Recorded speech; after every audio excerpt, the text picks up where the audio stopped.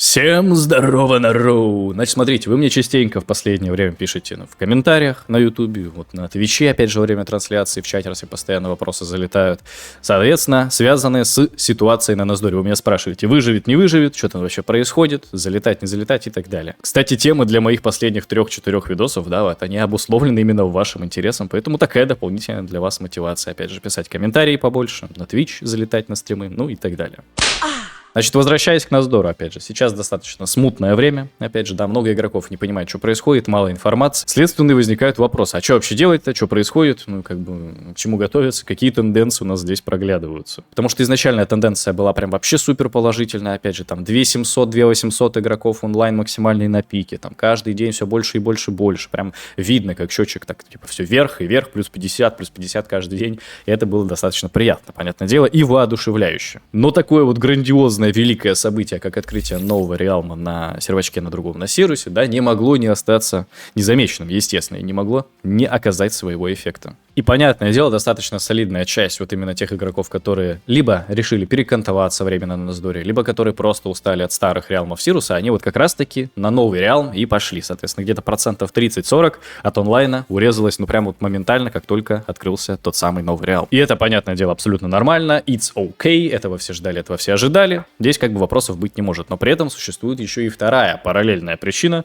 которая имеет не менее важный эффект. А именно, соответственно, отсутствие достаточного количества информации от самих разработчиков Ноздора. Потому что вот хоть какую вы работу будете проводить под капотом, скажем так, да, про нее лично сам вот игрок никогда не узнает, если вы вручную ему об этом не расскажете. И вот пока что, не дайте мне соврать, можете, конечно, меня поправить в комментариях, если вы так не считаете, но вот вроде бы у ноздоровцев не особо хорошо получается коммуницировать именно с массами игроков, потому что, ну, банально, очень много вопросов и нету особого четкого понимания у комьюнити, что происходит. Поэтому сегодня мы с вами об этом поговорим, я вам расскажу свои мысли, свои, так сказать, наблюдения и некоторой информацией поделюсь, немногочисленной, которые располагаю сам. Всем приятного просмотра, погнали смотреть видос дальше. Ну а если вас интересует полный пак аддонов, которые я использую и которые работают на всех стандартных серверах по типу Warmane и Ноздора, то можете перейти ко мне в телеграм-канал, там у меня закрепленный пост, в котором я приложил зипник со всеми своими аддонами и ссылки на видосы, где их разбираю соответственно. Ну а если вы хотите по минимуму париться с настройками аддонов, то я отдельный видеоролик записал на Бусти, где, во-первых, показал все свои настройки как интерфейса, так и аддонов, то есть каждый параметр и ползунок, так еще и приложил профили для аддонов и видос, как вот это можно все скопировать, куда вставить, чтобы все настройки плюс-минус скопировались с моего интерфейса, и вам по минимуму пришлось это все вручную настраивать. Но и в любом случае, если вы планировали поддержать мой канал копеечкой и получить за это дополнительный контент, то перелетайте на Бусти, знакомьтесь там с контентом и подписывайтесь. На этом больше не затягиваю, погнали дальше. Итак, начнем с того, что разработчики бросать свой проект не планируют, потому что регулярно проводятся такие совещания между стримерами и администрацией, они спрашивают там про идеи, про фидбэк и, в принципе, планы на будущее строят. Понятное дело, что обещать еще не значит жениться, но, по крайней мере, основные такие планы и тенденции намечены, и именно вот развитие сервера на ближайшее время плюс-минус определено. Сейчас расскажу поподробнее.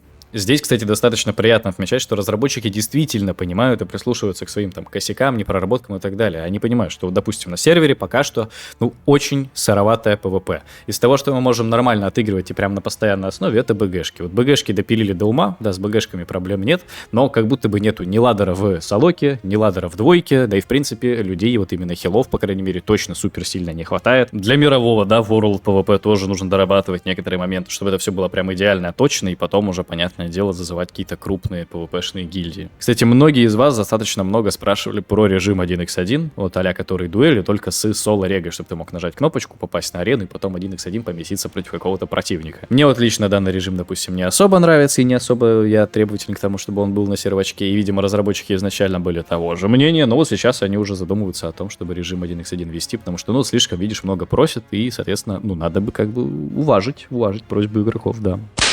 Вторая темка, которая так обсуждалась и в ближайшее время планируется что-то с этим изменить, это, соответственно, отсутствие таких дополнительных механик и активностей, которые по факту не прям обязательны, чтобы ты их вообще мог скипать даже и особо для себя ничего не терял, но чтобы это удерживало игрока и ему было чем заняться в промежутках между основными типами деятельности. Ну, то есть сейчас, условно, если вот ты ПВЕшер, да, ты прошел там все РЛК, закрыл там рейды, которых не так много, и все, и типа сидишь, ждешь, особо тебе заняться нечем. Ну да, понятное дело, ты можешь пойти пофармить мне временный остров, ты можешь сделать там 3 дейлика ежедневно выдерниванных из торговой лавки, которые прям очень быстро закрываются. Но по факту это не совсем то, что нужно. Нужна дополнительная система, которая будет поощрять игрока, в принципе, за весь геймплей, ну и, скажем так, за часы, проведенные в игре. Вот какое ты любое действие плюс-минус делаешь игровое, да, вот за это тебе должно быть поощрение, чтобы игрокам было приятно все больше и больше времени проводить на сервачке. Это я к тому, что вот основные проблемы, допустим, или основные моменты, которые требуют доработки, они как бы лежат на поверхности, они всем понятны, разработчики их тоже осознают, они как бы это и не скрывают. Но проблема в том, что они и фидбэк вам не дают в достаточном количестве, чтобы вот вы понимали, разработки ведутся, а не просто молчание, которое, ну, неизвестно, чем закончится. Кстати, можете прямо сейчас написать в комментариях, какие бы вы лично хотели видеть активности там или механики на сервере, в принципе, на любом, которые вот вам максимально нравятся, от которых вы кайфуете и которые считаете прям минимальной необходимой базой, чтобы получать удовольствие. Вот такие вот пироги, народ, и если у вас, соответственно, были вопросы обоснованные на тему того, вот ведутся ли какие-то работы, да, они действительно ведутся, просто это все происходит достаточно темную и мало информации разрабы именно освещают, это да. Вторая темка, которую хотелось бы поднять, и она, естественно, у нас вытекает из первой, максимально плавно, это скорость, с которой будет данный прогресс, вот контент добавляться и выходить. Потому что, да, понятное дело, планы есть, это все окей, хорошо, идеи присутствуют, а вот когда это все будет, соответственно, уже выдано в реализацию, когда все это будет готово. И здесь мы приходим к тому, что, в принципе, у нас сервачок новый достаточно, да, там пару месяцев ему от роду, молодая команда, которая еще, непонятное дело, обросла всеми вот этими необходимыми компетенциями для суперскоростной выдачи контента. И сам штат, насколько я понимаю, разработчиков не супер высокий.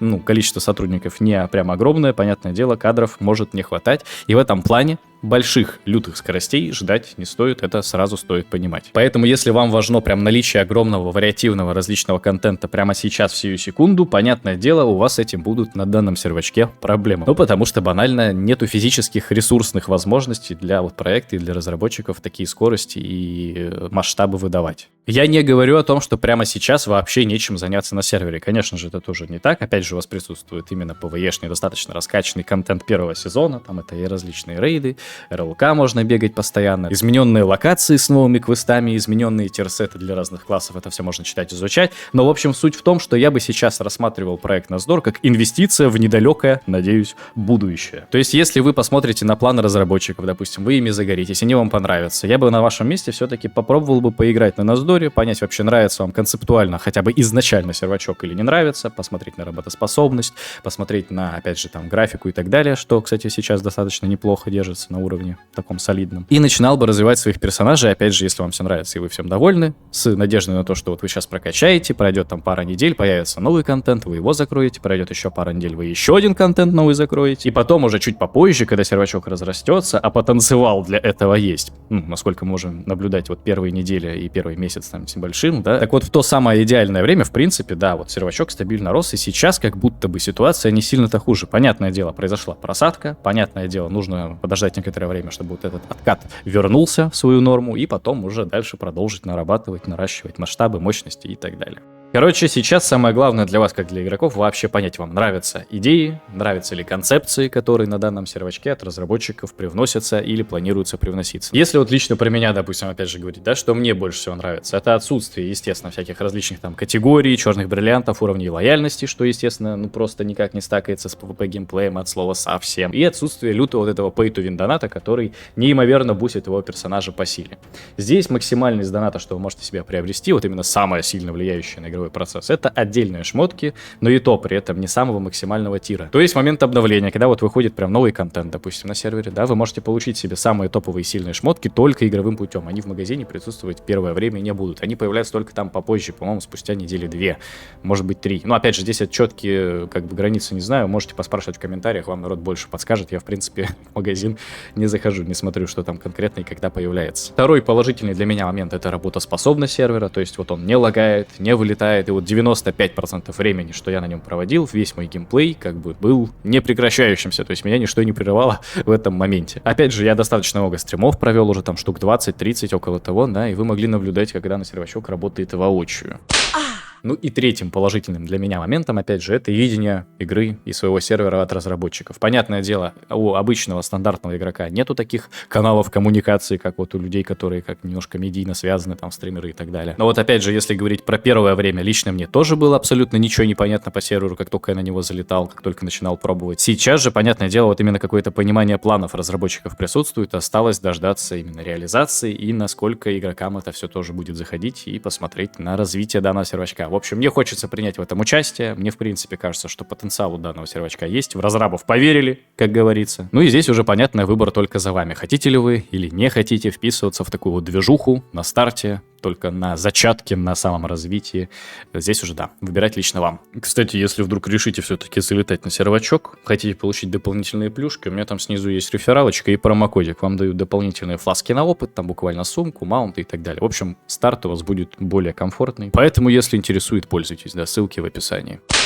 Короче, подытожим, народ. Прямо сейчас, в данную секунду, для сервера наступает самое тяжелое время за всю его непродолжительную жизнь. И вот насколько быстро данная просадка вернется в норму и потом уже дальше пойдет развитие, зависит не только от разработчиков, но также и, понятное дело, от игроков. Если мы будем судить по первому месяцу жизни сервера, соответственно, там был достигнут пиковый онлайн в 2800 человек, и как будто бы достижение прям реально солидное для нового игрока на рынке и для нового сервера, который как бы только месяц назад открылся. Понятное дело, это все происходило в идеальное время, в идеальных условиях для данного сервачка, но все равно достижение солидное. И вот данное достижение нам показывает, что в принципе-то интерес у игроков присутствует, что потенциал есть, что вот и разрабы вроде бы что-то могут, и что и людям вроде бы как нравится. И вот если возвращаться к изначальному вопросу и вообще к теме данного видоса, выживет Насдор или не выживет? Мне бы хотелось верить, что действительно дальше все будет у нас хорошо, что сейчас вот эта просадка, обусловленная вариативностью контента на других серверах, ну как бы вернется в норму. Опять же, само собой, не все люди, которые с Насдора ушли, вот эти вот 30%, да, вернутся обратно даже со временем. Это естественно. Но как будто бы это не должно быть особой проблемой, поскольку, ну, какая-то часть, опять же, там, не знаю, треть должна вернуться обратно, и при этом будут появляться новые игроки, которые только-только узнают о Насдоре и хотят попробовать. В общем, здесь все уже зависит только от нас, поэтому поднять щиты! Поэтому вот если вам какие-то, да, аспекты сервера понравились, и вам только не хватало информации или уверенности в том, что он дальше будет развиваться, надеюсь, сегодня какие-то аспекты я просветил. На этом видос заканчиваю. Всем удачи, народ, всем прогрессии в PvP, в PvE, всем на сегодня.